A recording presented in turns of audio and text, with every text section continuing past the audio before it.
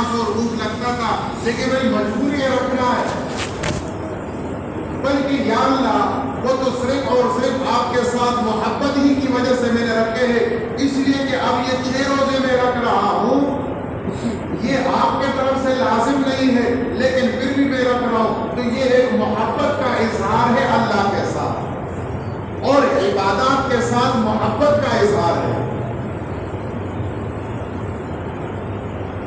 علماء نے لکھا ہے کہ یہ 6 روزے عید کے دوسرے دن سے لے کر مہینے کے آخر تک انسان جیسے بھی رکھے، پے در پے رکھے تو بھی رکھ سکتا ہے، درمیان میں وقفہ کرے تو وقفے سے بھی رکھ سکتا ہے۔ اور علماء نے لکھا ہے کہ بہترین طریقہ اس کا یہ ہے کہ ایک دن روزہ رکھے ایک دن نہ رکھے، یعنی یہ نفلی روزوں کے اندر بہترین روزہ نبی علیہ الصلوۃ والسلام فرماتے ہیں کہ بہترین روزے صیام داؤدین، وہ داؤد علیہ السلام کے روزے تھے، تمام روزوں میں بہترین روزے حضرت داؤد علیہ السلام کے تھے۔ وہ یہ تھے کہ داؤد علیہ السلام ایک دن روزہ رکھتے تھے اور ایک دن افطاری کرتے تھے، ان کے ساری زندگی کا یہ معمول رہا کہ ایک دن روزہ اور ایک دن افطاری۔ نبی علیہ السلام فرماتے ہیں یہ بہترین روزے ہیں نفلی روزوں میں، اللہ کو بہت زیادہ پسند ہے،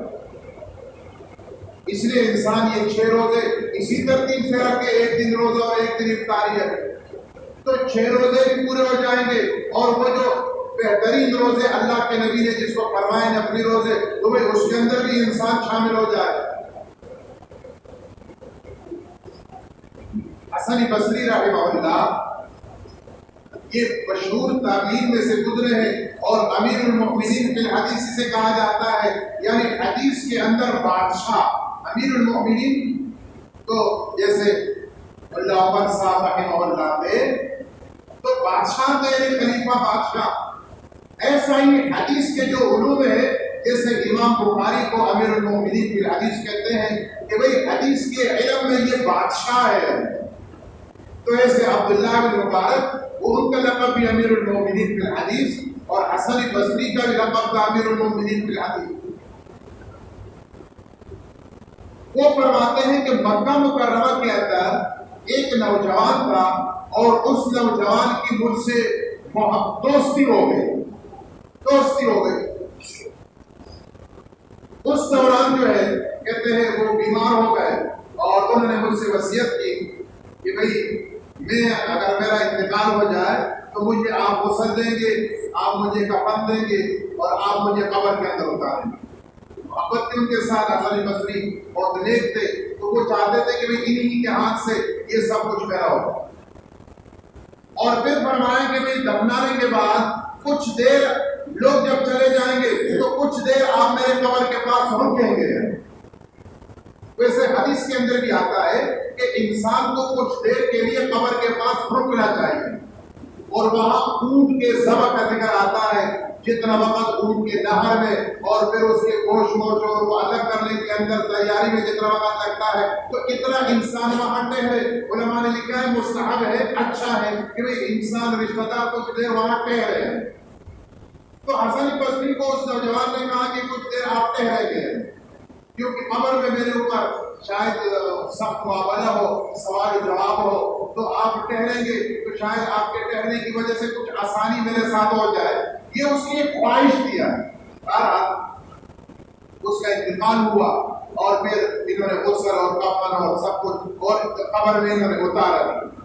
اور پھر ان کی وصیت بھی ساتھی کی، لہٰذا لوگ چلے گئے۔ حسن بصری رحمہ اللہ فرماتے ہیں کہ میں وہاں ٹھہر گیا، بیٹھ گیا قبر کے پاس۔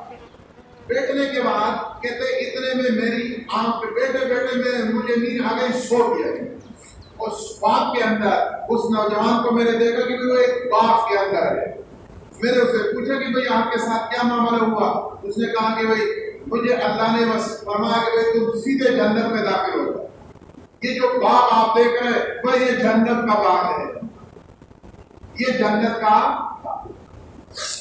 تو میں نے اس سے پوچھا کہ بھئی آپ کو اللہ تبارک و تعالیٰ نے یعنی خاص کون سے عمل کی وجہ سے اللہ نے آپ کو جنت میں ایسا جو ہے وہ کہا کہ بھئی سیدھا آپ جنت میں داخل ہو؟